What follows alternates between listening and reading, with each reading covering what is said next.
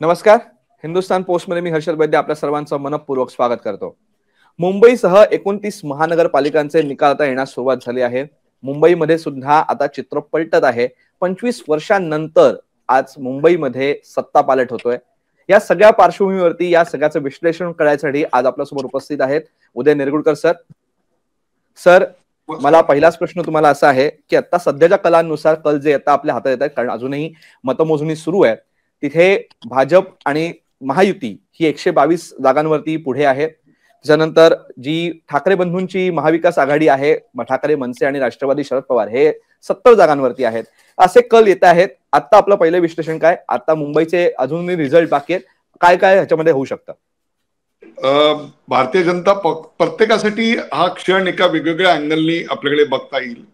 भारतीय जनता पक्षासाठी हा एक ऐतिहासिक क्षण आहे की गेले अनेक वर्ष, 25 वर्ष ज्या भारतातल्या सर्वात श्रीमंत महानगरपालिकेवर ज्यांची सत्ता होती, ते एकेकाळी त्यांचे सत्तेतले भागीदार, युतीचे त्यांच्या बरोबर असणारे, आज जे त्यांच्या विरोधात आहेत, त्यांची सत्ता त्यांनी उलथावून लावली. हा एक पहिली गोष्ट अत्यंत जमेची की भारतीय जनता पक्ष हा. दुसरी गोष्ट की जी आता मला जाणवते ती म्हणजे कदाचित आपल्या मागच्या वेळचा जो आकडा आहे भाजपचा 82 जागांचा, तो 82 जागांचा आकडा भाजपनी जर पार केला की ती चिन्ह आता स्पष्ट दिसत आहेत, तर that will be another great achievement. त्यांच्यासाठी ती एक फार मोठी गोष्ट असेल. तिसरी गोष्ट म्हणजे मराठी अमराठी वगैरे असे सगळे वाद असून सुद्धा केवळ विकास हा मुद्दा पहिल्यापासून शेवटपर्यंत लावून धरल्यामुळे हे यश हे निर्विवादपणे देवेंद्र फडणवीस या एका व्यक्तीचं आणि त्यांनी केलेल्या कामाचं यश आहे. त्याचं फळ किंवा त्याचा एक आनंद आता संपूर्ण भारतीय जनता पक्ष एन्जॉय करणार आहे. आणखीन एक हेडलाईन म्हणजे की जे वाटलं होतं की एकनाथ शिंदे यांचा पक्ष हा क्रमांक 2चा असेल, तर तसं काही होताना दिसत नाहीये. याचं कारण मुळात ते 90 जागा लढवल्या होत्या आणि शिवसेना उद्धव बाळासाहेब ठाकरे यांनी त्यांच्यापेक्षा कित्येक जास्त जागा लढवल्या होत्या. त्यामुळे किमान स्ट्राईक रेट तरी एकनाथ शिंदेचं जास्त असेल असं वाटलं होतं. डिटेलमध्ये अनालिसिस झाल्यानंतर कुठली जागा ते कुठल्या मतांच्या फाटाफुटीतून मतं ट्रान्सफर झाली नाही झाली किंवा काही बंडखोरीचा इश्यू होता का, या सगळ्याचं विश्लेषण करून सांगता येईल. परंतु आता तरी त्यांचा पक्ष हा क्रमांक 3 वर आहे. म्हणजे एक प्रकारे विजयाचा आनंद असला तर एक छोटासा सेटबॅक या ठिकाणी त्याला आपल्याला दिसतो. चौथी गोष्ट म्हणजे मनसे याला या भावाच्या अलायन्स बरोबर शिवसेनेबरोबर गेल्यानंतर काही फार फायदा झालाय असं आपल्याला काही दिसत नाही. एवढ्या जागा तरी कदाचित एकटे लढले असते तरी त्यांच्या आल्या असत्या, त्यामुळे त्यांना ह्याच्यात काही फार फायदा झालेला नाही. आणि शिवसेना उद्धव बाळासाहेब ठाकरे यांना मात्र या सगळ्या याच्यामध्ये जरी त्यांच्या हातातून सत्ता गेली असली तरी त्यांना जागाही लक्षणीय अशा मिळालेल्या आहेत. दुसरी गोष्ट MIMचा मुंबईमधला प्रवेश आणि ती जी मुस्लिम मतं आहेत, ती मुस्लिम मतं त्यांच्याकडनं दूर जाणं हा एक फार सिग्निफिकंट आहे. राज ठाकरे बरोबर असल्यामुळे उद्धव ठाकरे यांना आपल्या बदललेल्या भूमिकेमुळे मिळणारी जी मुस्लिम मतं होती ती मुस्लिम मतं त्यांना मिळाले आहेत का, याचं विश्लेषण आपल्याला सखोलपणे प्रत्येक मतदारसंघाची आकडेवारी आली की करता येईल. परंतु आता ढोबळ मानानं जे दिसतंय ते असं आहे की ती मतं त्यांना मिळालेली नाहीत. काँग्रेसचा सुवडा साफ झाला. मुंबईमध्ये तसे पाहिलं तरी शरद पवार यांच्या राष्ट्रवादी काँग्रेसची काही ताकद नव्हती आणि ती आत्ताही त्यांची शून्य आहे. समाजवादी पार्टी असतील, इतर छोटे मोठे पक्ष असतील, वंचित बहुजन आघाडी असेल, यापैकी कोणाचाही प्रभाव पडला नाही. त्यामुळे ती मतं आमच्याबरोबर एकट्ठा आहेत वगैरे अशा ज्या वल्गना केल्या जात होत्या त्याही सगळ्या फोल ठरलेल्या आहेत. त्यामुळे आत्ताच्या 4 हेडलाईन्स मी सांगू शकतो. एक म्हणजे 25 वर्षांनंतर मुंबईमध्ये सत्ता बदल, भारतीय जनता पक्षाचा महापौर बसणार, क्रमांक 2. क्रमांक 3 भाजप आणि शिवसेना उभाटा यांच्यात कडवी झुंज, शिवसेनेला रोखण्यात भाजपला यश, एकनाथ शिंदे यांची घोडदौड 3ऱ्या क्रमांकावर आणि मनसे चा सुपडा साफ, वंचित बहुजन आघाडी आणि काँग्रेस यांचा देखील सुपडा साफ झाला. सर, तुम्ही आता सगळे जे मुद्दे मांडले त्याच्यावरती आपण एक एक मुद्द्यावरती आपण विश्लेषण करत जाऊ. पहिलाच मुद्दा तुमच्या आपण उबाठाबद्दल जे बोललात, उबाठा आणि मनसेबद्दल. त्यांनी जो मराठी अमराठीचा वाद पेटवला होता, अदानी वगैरे सगळे मुद्दे त्यांनी आणले होते. शिवाजी पार्कच्या सभेमध्ये त्यांनी सगळ्याचे त्यांनी खूपच तसा काय पण बस क्रिएट करण्याचा प्रयत्न केला. पण तरी सुद्धा तो मुद्दा चाललेला दिसत नाही. पण त्याच वेळेला उबाठाला मात्र लक्षणीय जागा मिळतात. मुंबईमधलं अस्तित्व उबाठा राखू शकते इतपत तरी जागा त्यांना नक्की मिळाल्या. हे कसं काय झालं? हे एक मुद्दा चालला नाही आणि दुसरीकडे त्यांना असं काही यश मिळत आहे. हे कसं काय झालं? काय वाटतं तुम्हाला? दोन गोष्टी झाल्यात. एक म्हणजे शिवसेनेचं जे मुंबईतलं नेटवर्क होतं, शिवसेनेची शाखा, त्यांचं काम जे होतं, जरी त्याच्यात खूप प्रमाणात त्रुटी आलेल्या असल्या, जरी त्याच्यात काही दोष निर्माण झाले असले, तरी देखील अजूनही ते पूर्णपणे निष्प्रभ करण्यामध्ये भारतीय जनता पक्ष यशस्वी झालेला नाही. किंबहुना त्या नेटवर्कच्या आधारेच उद्धव ठाकरे यांना आत्ताचं यश मिळाले आणि तशा प्रकारचं नेटवर्क मुंबईमध्ये MNS निर्माण करू शकली नाही. त्यामुळे त्यांना अपेक्षित यश आपल्याला मिळालेलं दिसत नाही. दुसरी एक गोष्ट म्हणजे मुस्लिम मत आपल्यापासून दूर गेल्याचा फटका उद्धव ठाकरे यांना खूप मोठ्या प्रमाणात बसलेला आहे आणि त्याची जाणीव त्यांना झाली असेल. त्यामुळे यानंतर त्या दोघांची युती किती टिकेल याच्याविषयीची शंका आज व्यक्त करायची वाटते. याचं कारण एकत्र आलो आहोत ते एकत्र राहण्यासाठी ही भावना जरी उद्धव ठाकरे यांनी पहिल्या आपल्या युतीच्या भाषणात जरी केली असली तरी देखील की राज ठाकरे यांनी रेसिप्रोकेट केली आहे, त्याला प्रतिसाद दिलाय आणि हो आता आम्ही एकत्रच अशा प्रकारची भूमिका काही त्यांनी मांडलेली नाही. त्यामुळे हा एक मोठा राजकीय रिअलाइनमेंट याची काय होते ते आता बघणं अत्यंत गरजेचं आहे.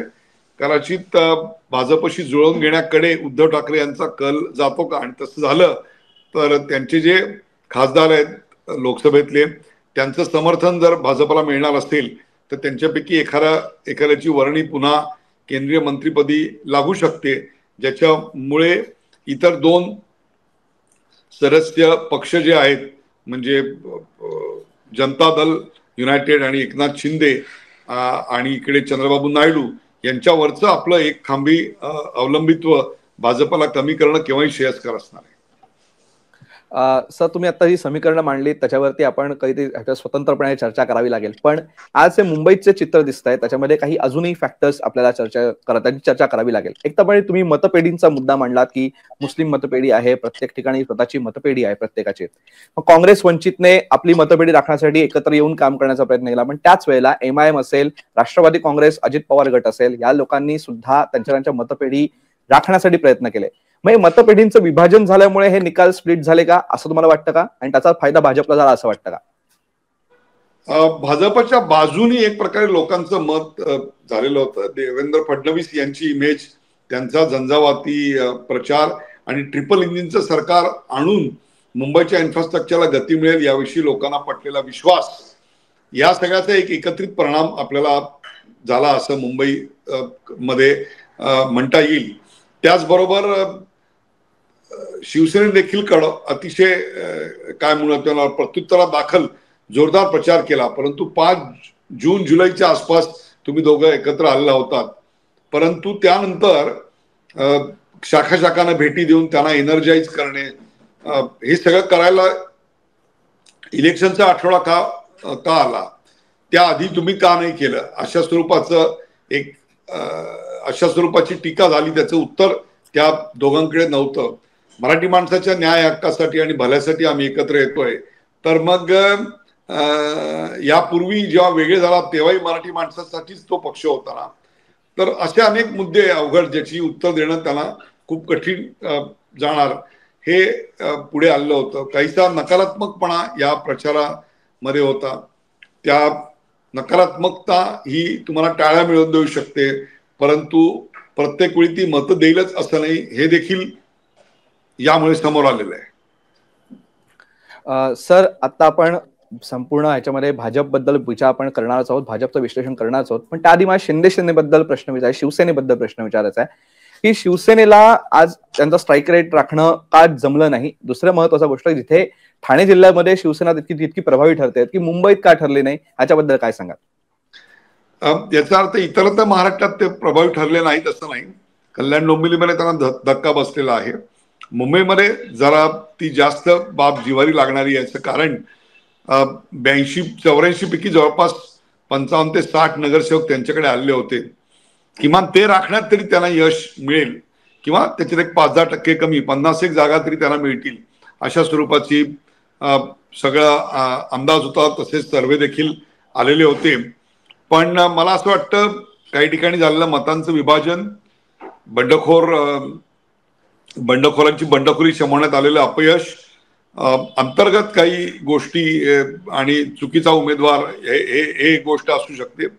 आणि स्थानिक भाजपनी काही ठिकाणी खरंच पूर्णपणे आपली मतं ट्रान्सफर केली आहे किंवा आपलाच उमेदवार आहे असं समजून प्रचार केला का, या सगळ्या गोष्टी कॉन्स्टिट्युएन्सी बाय कॉन्स्टिट्युएन्सी जाऊन बूथ बाय बूथ काय वोटिंग झालं, कसं वोटिंग झालं, पूर्वी तिकडे काय झालं होतं, तिकडे काय इश्यूज होते, काही स्थानिक मुद्दे होते का, या सगळ्याचा विचार करून या संदर्भात अंतिम निष्कर्ष काढला जाऊ शकतो. परंतु जे आता दिसतंय ढोबळ मनाली ते मात्र निश्चित असं आहे की मतं ट्रान्सफर झाले आहेत का, तर बऱ्याच ठिकाणी झाली पण काही ठिकाणी झाली नाहीत असं समजायला आता वाव निश्चित आहे.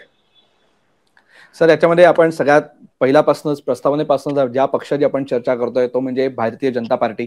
या भारतीय जनता पार्टीला आज एक अतिशय दैदिप्यमान यश या मुंबई महापालिकेत मिळालंय. त्यांनी जे इतके वर्षांचं जे काम केलं त्याला फळ मिळालं असं वाटतंय आणि ते सगळं दिसतंय.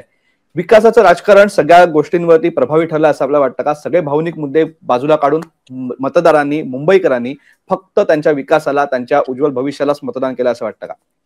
मला असं वाटतं काही प्रमाणात तुमचं म्हणणं खरं आहे. परंतु त्याच वेळेला उद्धव बाळासाहेब ठाकरे यांच्या पक्षाला झालेलं मतदान हे मराठी मतांचा टक्का घसरतोय, मराठीची भाषेची गळचेपी होतीये, मराठी माणूस हद्दपार होतोय, या जुन्या मुद्द्यावर पुन्हा एकत्रितपणे देखील काही मतदान झालंय हे मान्य करावंच लागेल. आणि भारतीय जनता पक्षासाठी पुढील येणाऱ्या निवडणुकांमध्ये ती नक्कीच एक मोठी डोकेदुखी असेल आणि ती जी दुखावलेली मतदारांची एक पेटी आहे ती त्यांना चुचकारण्याकरता पुढच्या काळात प्रयत्न नक्कीच करावे लागतील. सर, या मुलाखतीचा शेवटचा प्रश्न, आता पुढे काय, कशा पद्धतीने सगळी सत्ता समीकरणं असतील आणि तुम्ही एका नवीन सत्ता समीकरणाचा उल्लेख तुम्ही तुमच्या उत्तरामध्ये केला, खरंच ते होऊ शकतं का? मी पुन्हा याचा उल्लेख करतो की मला मातोश्रीवर चहा प्यायला जायला काही हरकत नाही अशा स्वरूपाचं विधान यापूर्वी देखील देवेंद्र फडणवीसांनी केलेलं आहे. यापूर्वी तुम्ही माझ्या ज्या मुलाखती घेतल्या त्यात मी सांगितलेलं होतं की खरी निवडणूक 16 तारखेच्या निकालानंतर चालू होणार आहे आणि ती निवड आज रात्रीपासून चालू होईल. तोपर्यंत सगळेजण गुलाल उधळण्यामध्ये आणि आनंद व्यक्त करण्यामध्ये आणि त्याच कार्यकर्त्यांच्या बेहोशीत असतील. परंतु त्यामध्ये कुठेतरी दूर के राजनीती का होश कोई खो नाही देता आणि देवेंद्र फडणवीस सारखा धुरंधर नेता तर निश्चित असा घोष गमावू देणार नाही. तर किंबहुना राष्ट्रीय प्रवाहामध्ये आणि भाजपच्या विचारसरणीसाठी उद्धव ठाकरे यांना जर जोडून घेता येत असेल तर ते निश्चित तसे प्रयत्न करतील, यात काही शंका नाही. याचं कारण एकीकडे राष्ट्रवादी काँग्रेसचा जर परफॉर्मन्स पाहिलात तर मुंबईमध्ये 4 आणि त्याच्यानंतर इतर म्हणजे ठाणा असेल त्याच्यामध्ये 4, मुंबईमध्ये त्याला काही मिळालेलं नाही, ठाण्यामध्ये 4 आणि इतरत्र 1, 2 आणि 1 आणि 3 आणि 1 अशा जागा आहेत. परंतु मालेगाव असेल, संभाजीनगर असेल, नागपूर असेल, अमरावती असेल, या सगळ्या महानगरपालिकांमध्ये, कल्याण डोंबिवली महानगरपालिका, मीरा भाईंदर, वसई विरार, ठाणे, या नाशिक, या सगळ्या ठिकाणी, मालेगाव, धुळे, संभाजीनगर, या सगळ्या ठिकाणी त्यांना 0 इतके काय म्हणून आपण ज्याला त्यांचे आमदार, त्यांचे नगरसेवक निवडून आणले आहेत. त्यामुळे त्यांच्याही अस्तित्वावरचं एक प्रश्नचिन्ह इथे निर्माण होताना दिसतंय. त्यामुळे पुढच्या 1 महिन्यामध्ये 2 महिन्यामध्ये एक मेजर पॉलिटिकल रिअलाइनमेंट भारतीय राजकारण बघेल. याचं कारण आता तरी महाराष्ट्रात पुढचे 4 वर्ष कुठल्याही प्रकारच्या मोठ्या निवडणुका नाहीत. त्यामुळे यही वक्त है, सही वक्त है, कौन किसी के साथ जाएगा वक्त बताएगा. The game is open. Sir, मुंबईचे निकाल आता हळूहळू पुढील काळातच स्पष्ट होतील, काही तासातच ते स्पष्ट होतील, राज्याचं चित्रही स्पष्ट होईल. वेळोवेळी आपण त्याचंही विश्लेषण आपण तुमच्याकडनं समजून घेऊ. पण आज तुम्ही आम्हाला वेळ दिलात, आज अतिशय वेगळ्या वेळापत्रकात तुम्ही आम्हाला वेळ दिलात आणि आमच्याशी चर्चा केलीत आणि मुंबईचा निकाल समजून घेण्यासाठी तुमच्या विश्लेषणाचा नक्कीच आम्हाला मदत होणार आहे. पण आजच्या मुलाखतीसाठी तुम्हाला खूप खूप धन्यवाद. धन्यवाद. तर हे होते उदय निरगुडकर सर. त्यांनी आपल्याला मुंबईच्या निकालाचं आज विश्लेषण सांगितलं, काही बिटवीन द लाईन्स पण सांगितल्या आणि त्याचं आता पुढे काय होणार या सगळ्याच्याकडेच आपली आता उत्सुकता लागलेली आहे. पुढे काय होणार याच्याकडे सगळ्यांचंच लक्ष आहे. तोपर्यंत मुलाखत तुम्हाला कशी वाटली कमेंट बॉक्समध्ये नक्की सांगा आणि असेच माहितीपूर्ण व्हिडिओज बघण्यासाठी हिंदुस्तान पोस्टच्या युट्यूब चॅनलला सबस्क्राईब करा आणि फेसबुक पेजला लाईक फॉलो करायला विसरू नका. धन्यवाद.